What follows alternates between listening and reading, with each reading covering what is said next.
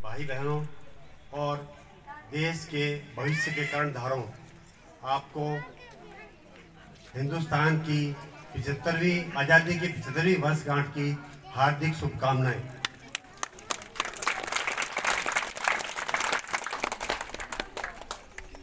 आज ही के दिन 15 अगस्त 1947 को हमारा देश हमारे वीर बलिदानी शहीदों की वजह से ही आज़ाद हुआ था। यह आज़ादी हमें इतनी आसानी से नहीं मिली है। इसके लिए हजारों लाखों लोगों ने अपने जीवन की लीला समाप्त करके अपना जीवन का सर्वोच्च बलिदान देके यह हमें प्राप्त हुआ है।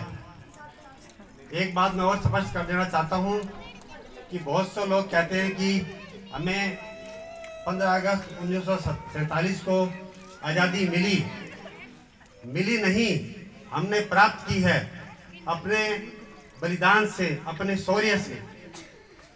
आज जो 15 अगस्त का हम उत्सव मना रहे हैं, यह उत्सव भी उन वीर महापुरुषों को याद करने के लिए ही बना रहे हैं। इससे पहले 200 साल तक अंग्रेजी साम्राज्य ने हमारे को गुलाम बना के रखा था। नाना प्रकार के अत्याचार हमारे पे होते थे। आर्थिक, सामाजिक, संस्कृति की बहुत लूट की थी अंग्रेजों ने हमारे ऊपर। एक आंकड़े के अनुसार अंग्रेजों ने 200 सालों में हमारे हिंदुस्तान से 45 ट्रिलियन डॉलर यहाँ से लूट के ले गए थे। ये बहुत बड़ी राशि है। अगर हम इसको रुपए में आंकें तो ये 3 लाख खरब रुपए आती है। 200 सालों में उन्होंने हमें बहुत लूटा है। उससे पहले हिंदुस्तान सोने की चिड़िया कहलाता था। न केवल उन्होंने हमें आर्थिक लूटा था, बल्कि हमारी जो संस्कृति थी उसको लूटा। बहुत से नियम हमारे ऊपर थोपे गए।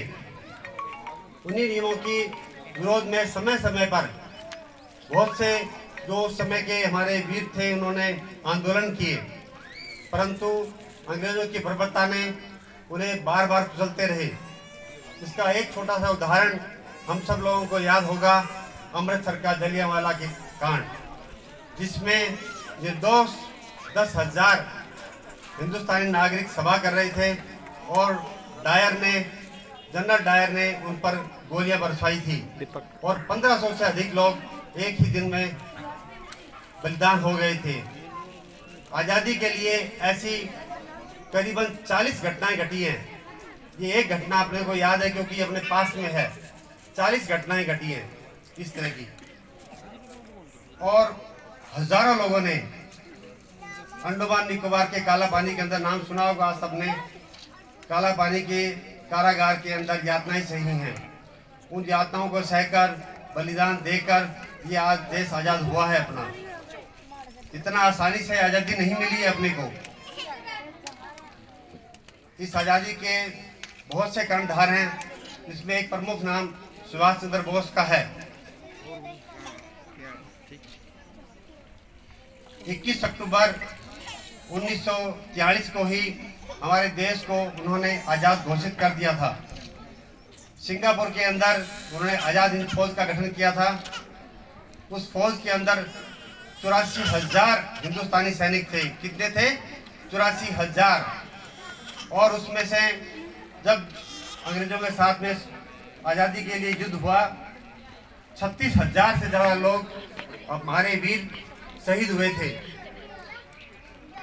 इतनी बड़ी कुर्बानी देने के बाद में भगत सिंह जैसे, राजगुरु जैसे, सुखदेव सिंह जैसे लोगों को फांसी पर लटका दिया गया। यहाँ तक कि 18 साल के बंगाल के एक बालक को भी इसी आज़ादी के कारण से फांसी हुई थी। कहने का तात्पर्य है कि आज़ादी इतनी आसानी से नहीं मिली है। इस आज़ादी के लिए बहुत बलिदान दिया है और सालों तक दिया है। ये नहीं कि एक दो बार दिया हो, सालों तक दिया है, तब ये बलिदान मिला है। आप सभी को यहाँ पर जो आप सब अपने इकट्ठे हुए हैं, हर साल जो 15 अगस्त मनाते हैं, उसका एक उद्देश्य ये भी है कि हम अपने वीर महापुरुषों को याद करें, उनकी जीवनी को अपने जीवन में डालें उन्हें शौर्य और उनके बलिदान को अपने जीवन में डालें और अपने देश के प्रति समर्पण की भावना डालें। अगर हम देश के लिए समर्पण की भावना डाल के रखेंगे, ये युवा पीढ़ी डाल के रखेगी, ये बच्चे डाल के रखेंगे, तभी हमारा देश भविष्य में भी सुरक्षित रहेगा। अगर हम ये चीज़ भूल जाएंगे तो भविष्य में भी देश के ऊपर चारों तरफ से पड़ोसी देश नजर लगाए बैठे हैं, हम फिर गुलाम हो सकते हैं। इसलिए हर साल हम 15 अगस्त मनाकर हम अपने वीर योद्धाओं को याद करते हैं और उनको अपने जीवन में डालने का प्रयत्न करते हैं। इसका उद्देश्य भी हम लोगों का यही है कि सब बच्चे ये ना समझे कि एक छोटा सा उत्सव है, मिठाई खा ली, घूम लिए, फिर लिए, खुशी मना ली। ये खुशी इतनी आसानी से नहीं आई है अपने को। इस खुशी के लिए बहुत लोगों ने बलिदान दिए। वीर सावरकर का नाम जरूर सुना होगा सब लोगों ने। 10 साल तक उन्होंने काला पानी की सजा भुगती थी। 10 साल तक कोल्हू के बैल की जगह अपने जो स्वतंत्रता सेनानी थे उनको लगाया जाता था। पीने को पानी नहीं मिलता था, खाने को भोजन नहीं मिलता था। फिर भी आज़ादी की इतनी ललक थी उनमें कि उन्होंने देश को आज़ाद करने के लिए 10-10 साल तक काला पानी में सजा भुगती है। वहाँ पर बहुत से जवानों ने इस कठिन परिस्थिति में आत्महत्या तक की है। एक बार वीर सावरकर को भी मन में लगा कि मैं इस खिड़की से कूद के आत्महत्या कर लूँ। फिर उन्होंने कहा कि आत्महत्या नहीं करूँगा, मैं एक सैनिक की तरह, एक बहादुर सैनिक की तरह मरूंगा। उन्होंने सब साथियों को इकट्ठा किया और कहा, जहां आज हम यातनाएं भोग रहे हैं और अंग्रेज लोग हमारे पर मुस्कुरा रहे हैं, हमारी हंसी उड़ा रहे हैं, एक दिन यही स्थल आज़ादी के बाद में तीर्थ स्थल बनेगा। और अभी आपको पता होगा, कुछ ही दिन पहले नरेंद्र मोदी जी, हमारे प्रधानमंत्री जी, उस काल कोठरी में गए थे जहां वीर सावरकर ने अपनी जिंदगी के 10 साल उस कोठरी में निकाले थे। आप सभी बच्चों से